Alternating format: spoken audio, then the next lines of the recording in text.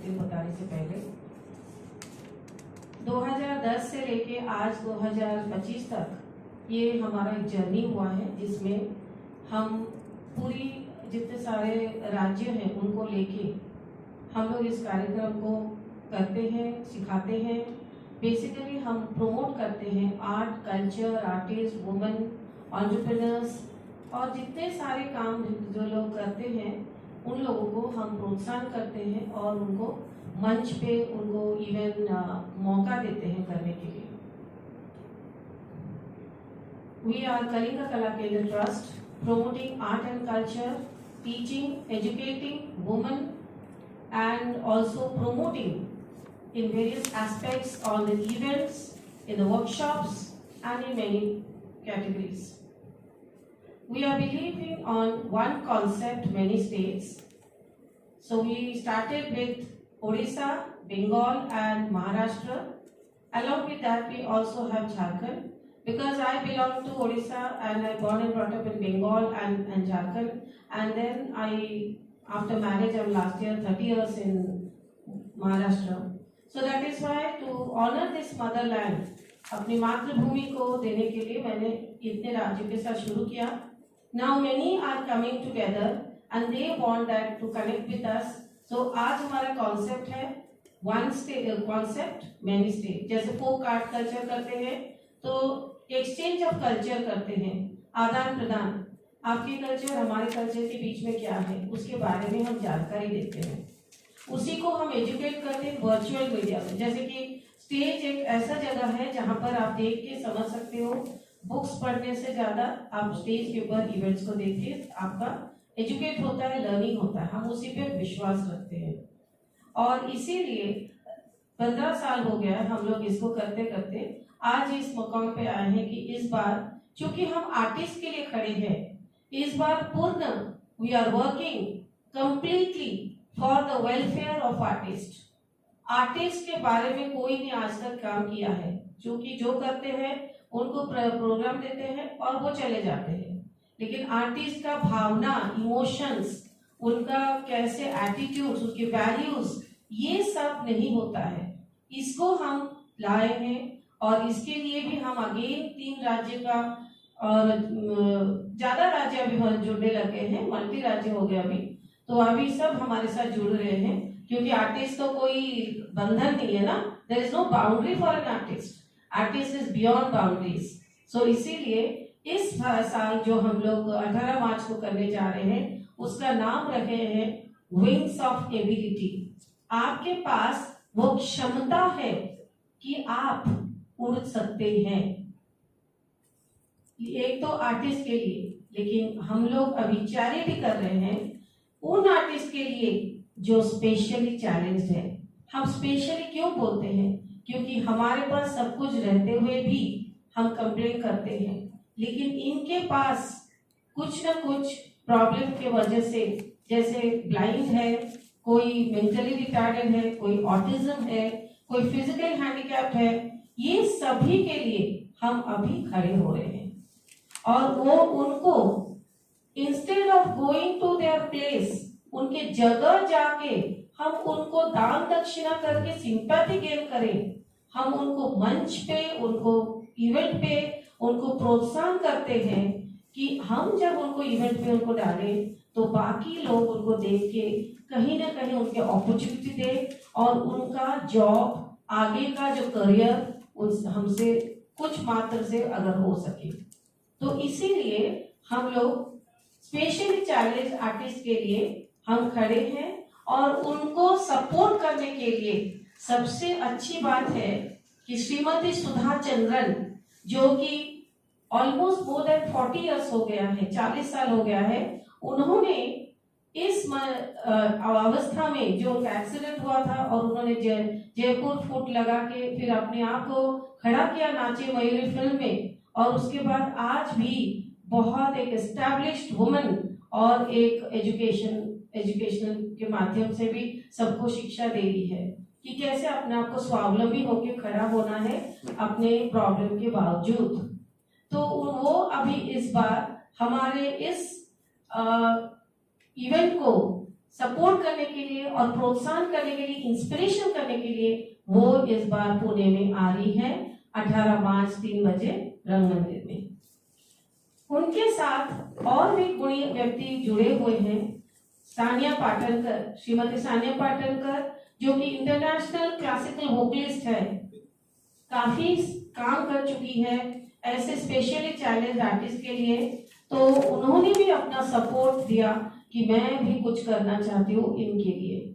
और सबसे तीसरा जो गुणी व्यक्ति है जिनको हम देख चुके हैं एक बार पुणे में, लेकिन फिर से हम उनको बुला रहे हैं क्योंकि हम इस बार इनको ट्रिब्यूट दे रहे हैं। उनका नाम है श्री अरूप बैनर्जी।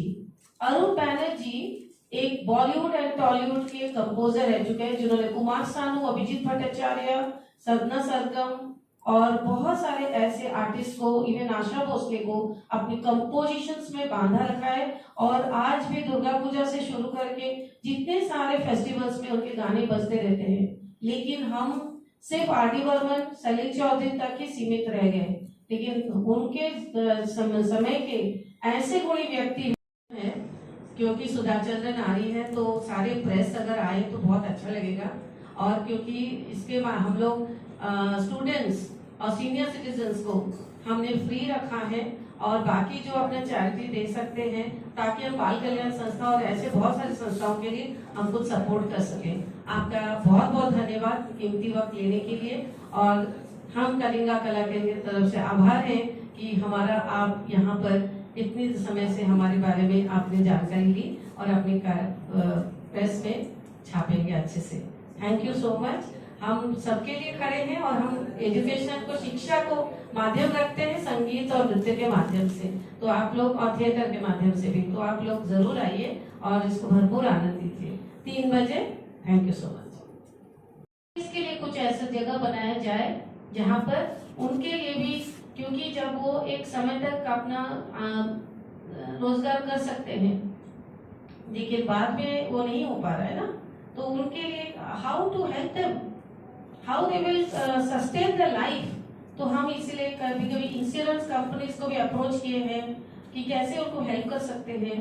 तो ये पत्रकार लोगों के लिए बहुत अच्छा एक जगह है जहाँ पर पहली बार पुणे में इस तरह सा सोच करके हमने इतने सारे गुणी डांसर और इतनी पर्सनालिटीज को हम बुला रहे हैं और यहाँ पर अपना योगदान देने की कोशिश कर रहे हैं। अगर कुछ भी छोटी मोटी भूल हो चुके हैं तो हमें क्षमा कर दीजिएगा, लेकिन हमारा कोशिश है कि हम इन्हीं व्यक्ति के लिए खड़े हैं। ये है कलिंगा कला केंद्र ट्रस्ट जो हमारा इसी विंग्स ऑफ एबिलिटी से हम नहीं उड़े, सभी उड़े हमारे साथ, और इसका दायित्व सिर्फ पत्रकार के माध्यम से ही हो सकता है। थैंक यू सो मच, आप यहाँ आए और हमारे हमसे सुने।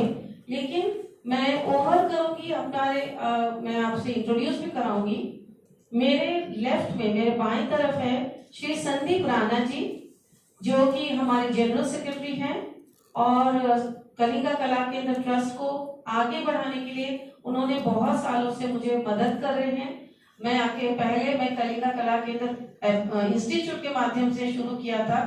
आज मैं से हम हो गए हैं क्योंकि हम जुड़ रहे हैं बहुत लोगों के साथ। मेरे राइट में है श्रीमती मंजूषा रवि भास्करवर, जो कि मराठी थिएटर और नॉट ओनली दैट से मराठी में हिंदी में भी एक अप्लाइड थिएटर और फोरम थिएटर के बारे में मंजूषा जी बताएंगे अपने कैसे वो करती है।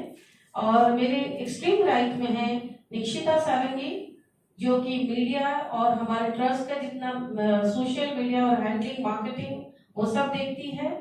और मेरे एक्सट्रीम लेफ्ट में है श्री सरोज साहू जी, जो कि ओडिशा कल्चरल सेक्रेटरी हैं हमारे ट्रस्ट के। इवन श्रीमती मंजूषा भास्कर भी मराठी कल्चरल सेक्रेटरी है। और हमारे साथ है प्रियंका बोस, जो कि बंगाली कल्चरल सेक्रेटरी है, अभी उपस्थित नहीं है, पर मैं एक इन ऐसे लोग गुणी व्यक्ति के साथ, इसी के साथ चल के आगे काम करने का एक कोशिश कर रही हूँ। Over to general secretary Sandeep Rana जी।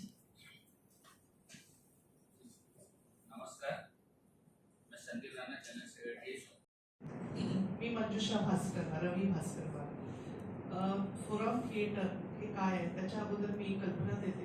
थिएटरमध्ये मी काय काम करते तर लहान असतानापासून डान्स ड्रामा म्युझिकमध्ये मी वाढली आणि त्याच्यामुळे माझ्या लाईफ स्किल्स खूप स्ट्रॉंग झाल्या. संजीव कुमार आणि अशा सगळ्या आर्टिस्ट सोबत मी ऑर्गनायझिंग टीममध्ये होती. हेमा मालिनीचे डान्स प्रोग्राम केले. त्याच्यामुळे मला एक आर्टिस्ट जवळून बघितला आणि मी पण एक आर्टिस्ट. त्याच्यानंतर कलिंग कला केंद्राला जोडल्यानंतर मराठी कल्चरल म्हणून मला एक लक्षात आलं की मी एक theatre artist plus corporate trainer आहे, करिअर काउन्सिलर. तर मी मुलांच्या करिअर पासून त्यांच्या व्हॅल्यू एज्युकेशन प्लस कॉर्पोरेट वर्ल्डमध्ये एथिक्स आणि कोर व्हॅल्यूजवर काम करते. पण आर्टिस्ट आणि कोर व्हॅल्यूज ह्याचं कॉम्बिनेशन कसं हा तुमचा प्रश्न असेल. मी केलेला आहे masters in fine art specialization in dramatics in Nagpur university, 2 वर्ष रेग्युलर कॉलेज. पण माझं रिसर्च वर्क हे होतं की इम्प्रोव्हायझेशन थिएटर आणि एज्युकेशन, एक आर्टिस्ट एज्युकेशन मध्ये कसं आपलं योगदान देऊन आपण बेस्ट एज्युकेशन सिस्टम इंडियात आणू शकतो. त्याच्यावर काम करता करता मी अप्लाइड थिएटर मध्ये डिप्लोमा केला इन फॅसिलिटेशन म्हणजे ट्रेनिंग प्रोग्राम्स मध्ये. तर असे काही शिकली ड्रामा थेरपॅटिक वे. त्याच्यामध्येच एक मला हे थिएटर ऑफ द ऑपरेस्ट मधला फोरम थिएटर ऑफ कॉन्सेप्ट खूप आवडला, जिथे आपण ऑडियन्स किंवा जनरल मॉब सोबत इंटरॅक्ट करू शकतो. लेक्चर्स देत सगळं वर चाललं, पण जेव्हा आपण ग्राउंड मध्ये बॅट घेऊन उभं राहतो तेव्हा कळतं की सचिन तेंडुलकर सेंचुरी मारायला असा एका दिवसात तयार नाही झालेला आहे. त्याला कितीतरी प्रॅक्टिस करावी लागते. बसून बोलणं वेगळी गोष्ट आहे, करणं वेगळी गोष्ट आहे. आर्टिस्ट हा जो त्यांना खूप स्ट्रगल करावं लागतं. काही आर्टिस्ट खूप ऍटिट्यूड वाले असतात, दुसऱ्यांना रिस्पेक्ट देत नाही, त्यांना पण कुठेतरी थांबावं लागेल.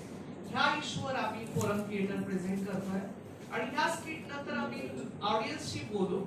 ऑडियन्स उठून ते कॅरेक्टर रिप्लेस करतो आणि जेव्हा तो रिप्लेस केल्यावर एक आपला उद्देश त्याच्या थॉट प्रोसेसनी जेव्हा तो आर्टिस्ट प्रेझेंट करतो रोल, तेव्हा आपल्याला ऑप्शन्स दिसतात. तर याच्यात लेक्चरची गरज नाही, ऑप्शन्स एक्सपेरिमेंटल. सो एक्सपिरियन्शियल लर्निंग याच्याकडे art and culture in education आपण देऊ शकतो.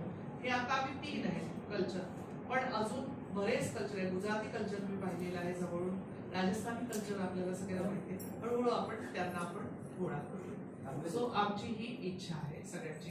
तर तुम्ही सगळ्यांनी साथ दिली तर नक्की अजून कल्चर इथे मिक्स होतील आणि art and culture attitude of everyone audience म्हणजे पूर्ण इंडियासाठी आपण काय देऊ शकतो ग्लोबली. सो ग्लोबली फोरम थिएटर आम्हाला द्यायची इच्छा आहे. तुमचा साथ मिळाला तर नक्की देऊ. सुधाचंद्रन का बरं, तर सुधाचंद्रनला माहिती आहे की काय करून ती बराली आहे. हे इन्स्पिरेशन आपण बाल कल्याण केंद्र ती मुलं आहे त्यांच्या थ्रू अजून काही मुलांना देऊ शकतो, त्यांच्या पॅरेंट्सला एम्पॉवर करू शकतो. तर काही आम्हाला स्पॉन्सर असे पण मिळाले जे त्या पॅरेंट्स